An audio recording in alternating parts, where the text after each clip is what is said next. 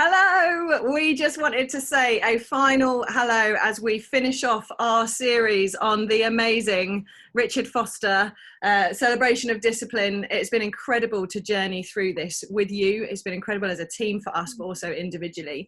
And we're here, we've been tracking with it. The rest of the team are on furlough. So I just thought I would ask the wonderful Becky and the wonderful Chris to share what one discipline they want to take away from this and invest in.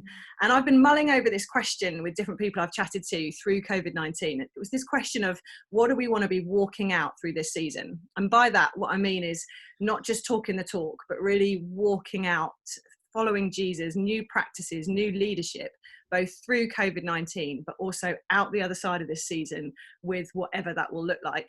So that's my question for these incredible people today. We want to share with you what we want to be walking out now and in the future and what that looks in our lives. So over to the incredible Becky first. Becky, why don't you share with us? Yeah, I guess the one discipline for me, which I've actually been really surprised that is the one which I think I will be walking out of this season with, is the discipline of solitude. Now, if any of you guys know me, you'll know that I am a raging extrovert, unashamedly. So the idea when we first started this discipline of solitude, I was like, no, that won't be the one for me, but lovely, I'll give it a go.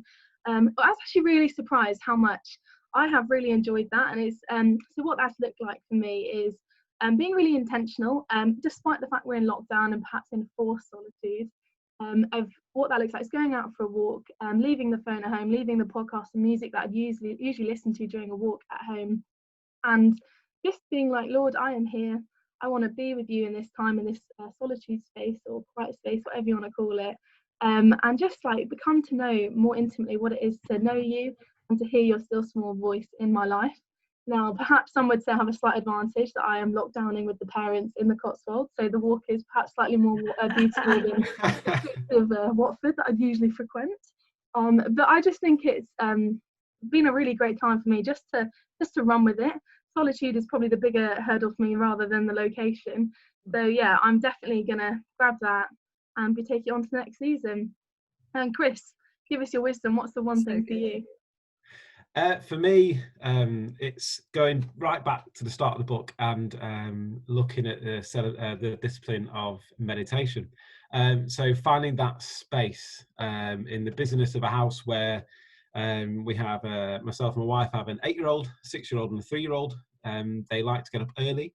They like to stay awake all day. And it's very tiring and trying to break away and finding a space to engage with God in a quiet space. So for me, in the past, COVID shut down the gym where I'd go early in the morning. I'd go gym, listen to the podcasts, engage, and I'd pray there.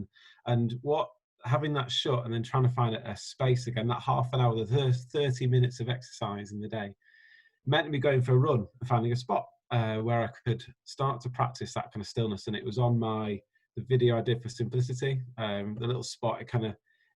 It wasn't a valley, but it kind of dipped down at the end of a park, and there's a little river, and it's like a bit of decking, and it's that landscape that Richard Foster talked about, finding something that would inspire you through creation or whatever it is. And God has spoke to me in different ways there in that space, through ducks, through birds, through trees, through different heights of grass, so many different ways. And it's been just a really special time to give that space and to fight for that each morning.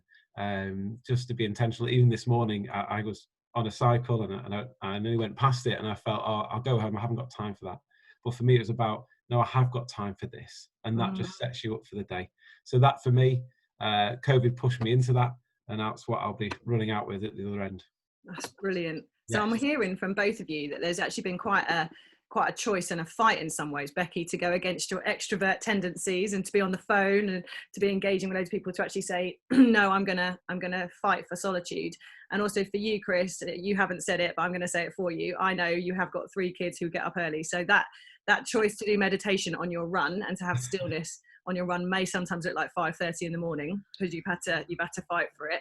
And I think for me, my reflection is fighting for something of celebration, and that was the one that I finished our series with. And that's something I've always loved. I've always carried a choice to be intentional with celebration. But during COVID, I think what I didn't spot was how much you have to fight for it.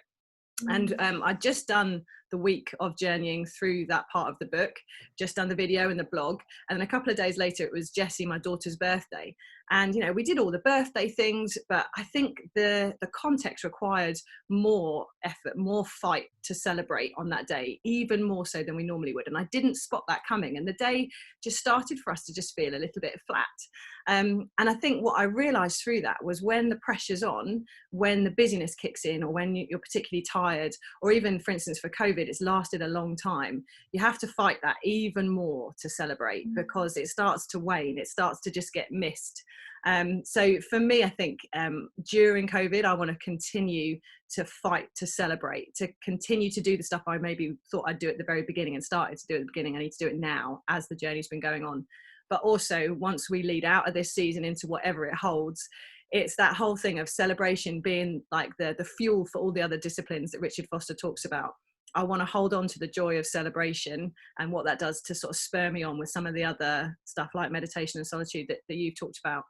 So that's our story. We would love you to share yours with us. We'd love to hear the one discipline you want to bring into your walk with Jesus, bring into your leadership, so that you can lead through COVID-19 and throughout the other side with whatever that season brings. But thank you for journeying with us. We've loved it. We'll be going back to this book time and time again as a team, but also just individually. And we're going to be picking up another book to journey with really soon. So we'll see you then.